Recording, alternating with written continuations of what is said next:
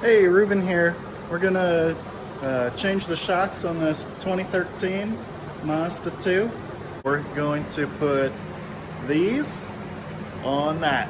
And need to change them on both sides. One blew out and it started handling like crap and sounding all terrible. So here's a video on that. Take the wheel off. Hump cap just pulls off. So I got the wheel off. I think I'm gonna have to disconnect here.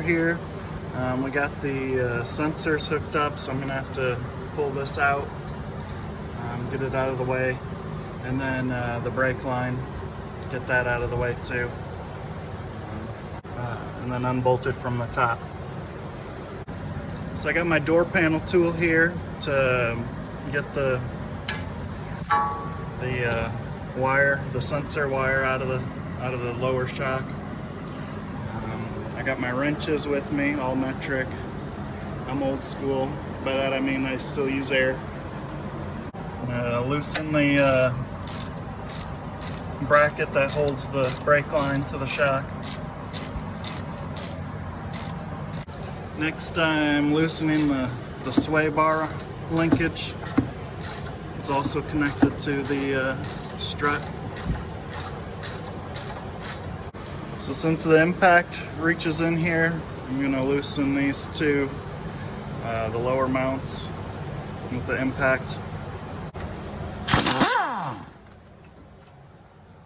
One.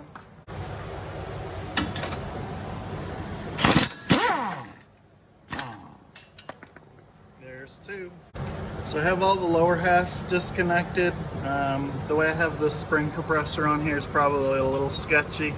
I couldn't get this part up in here, so I had to use the bottom half, and then this gets close enough where it wouldn't clamp just one coil.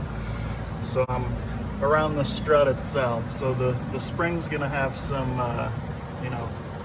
kinetic energy.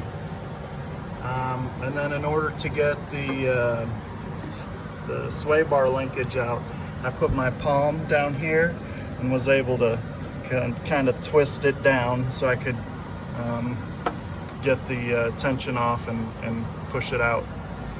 It wasn't that bad. Now I'll go to the top from under the hood.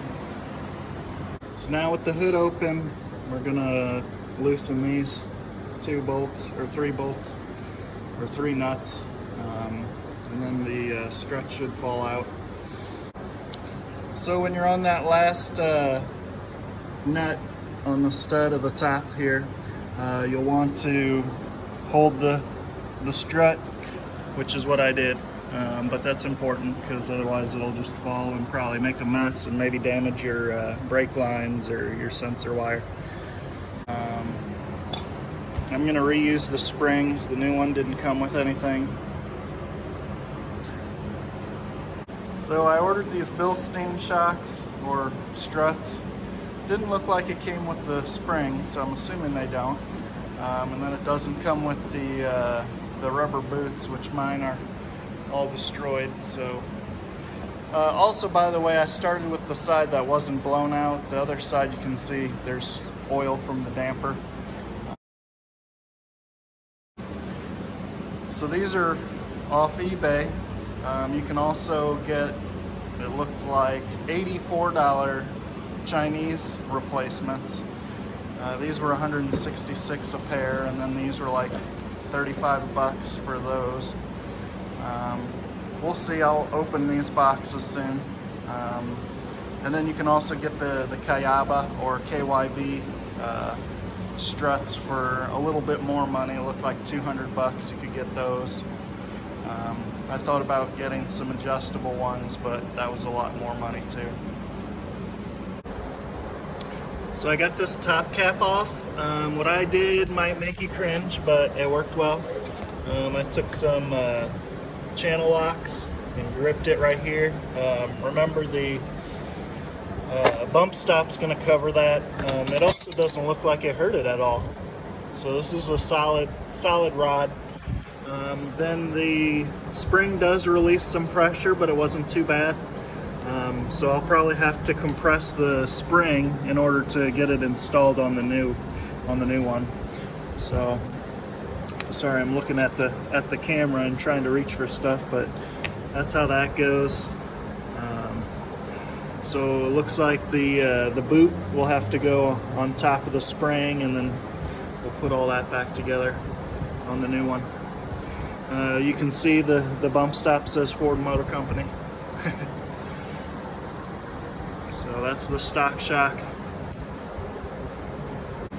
So as you notice, they are side specific. So this is the old one off of the passenger side.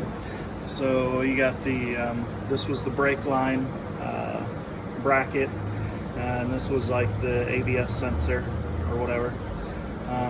So this one is opposite of that. So this would be for the driver's side.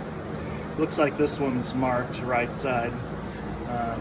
But you know, the Bilsteins aren't, or I don't see it yet. So this one will be the one we'll put on this side. And then this is the old rubber boot.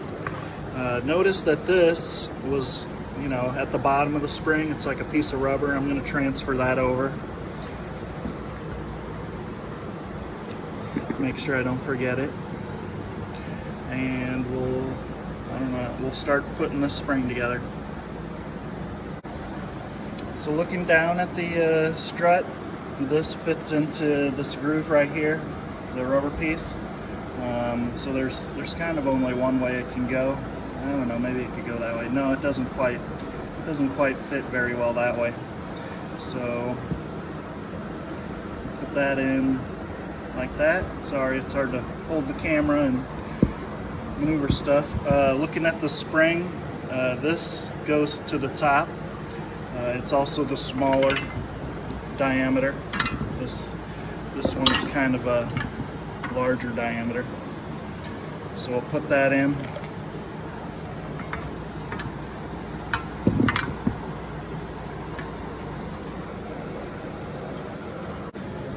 So I have two types of spring compressors, both from Harbor Freight. This one's kind of too big for this car. These look pretty big for this car too, but I think they'll work. This one works good on you know, bigger cars, like it worked on the Volvo.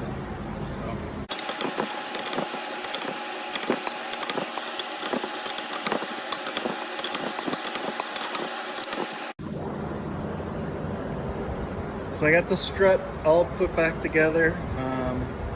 I did use the bump stops that came with the Showa or the Kayaba kit, but I think I'm ready to put this back on. So there you go. I'll try to maybe show a little bit more when I do the passenger side or the driver's side of me installing the spring. But it's not that difficult. Just put, you know, all the parts back on that you took off. So I made sure to put, you know, dive this in this way in order to get it, you know, under the line. And now, you know, hold it up here while I use my other hand, which is now holding the camera, to put the nuts on. Once you get one on, you should be good.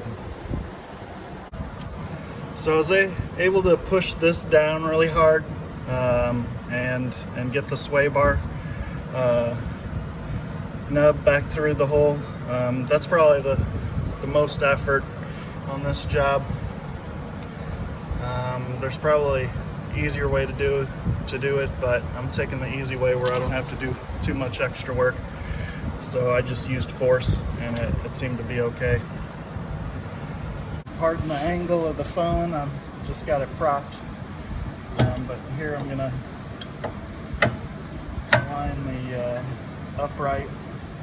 Looks like I can put the bolt in wherever it went.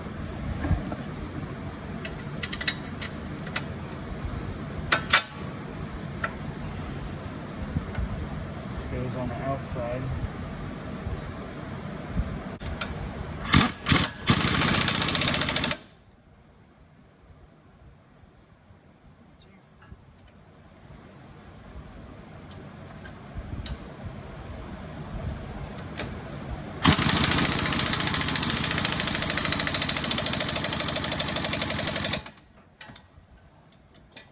Impacting it that hard. These are my air's turned off, so Well, maybe I am.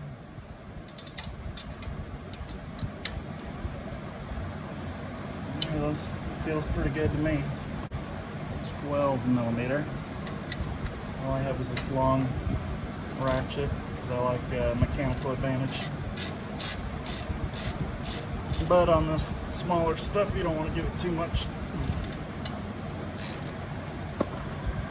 Put the ABS or traction control sensor back in there.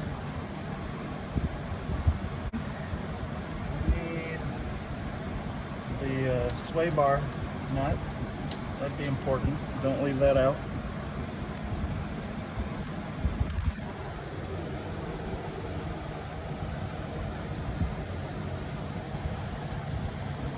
So we got that, and this, and then this was what I was talking about. Kind of fits in the hole loose. Right now the shock's fully installed. I think I can put the wheel back on, drop it, and do the driver's side, which is the shock that's actually out. I think when I put new tires on, I'll give it an alignment. I do that myself too, just by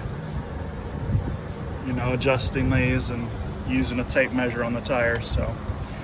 So this is the car back down. It's lowered, sitting on its own weight, and as you can see, this is actually pretty tight. So my worry about it, having a gap underneath is probably okay. There, and then it's attached to the bump stop with this groove right here. So this is the driver's side strut. I believe all this oil is from the damper, and that's why it was driving super crappy. So a new shock should help it. Different from the other side, the only thing I see is this thing, which I'm not sure what it does, but we'll put it on the new one. Yeah, everything else looks identical, so we'll repeat the process. I think the only time you need to compress the spring is installing it on the new strut, just for your reference. So something I did differently on this side in order to get the sway bar mount undone. Let's see if I can do this one with one hand. I put some channel locks. You could probably just use an adjustable wrench so you don't mar up your parts, but here you can see just pushing up on it. It's using the steering linkage too. You can move it and then you can get it aligned and pushed out pretty easily. So I got the spring off the driver's side shock. I was just going to show you that you see all the oil and stuff. That's definitely because this damper's been blown up and abused. Yeah, you can see that. It definitely has absolutely no damping, and it's pouring out oil. So that's how you know your shock's bad. And that was definitely the problem with this car. So look at that, nothing. And to give you an idea, we got the new driver's side here. I don't know if hopefully I can push it. But yeah, so it's taking a lot of effort and it's slowly going down, and then see it retracts also. Whereas the other one doesn't. We'll go to, this is the passenger side that was replaced. Let's see. Yeah, it's pretty bad too, so it's a good thing I replaced both of them. But as you can see, it is retracting. It just goes in very easily compared to the new one. So that's how you can tell if your dampers are bad. That's basically what this does. The spring, supports the car and gives you that nice cushy feeling, but the dampers control like how fast the springs can move and really add to the comfort. Otherwise you'll get a really bobbling effect that'll wear out tires and cause you bad handling.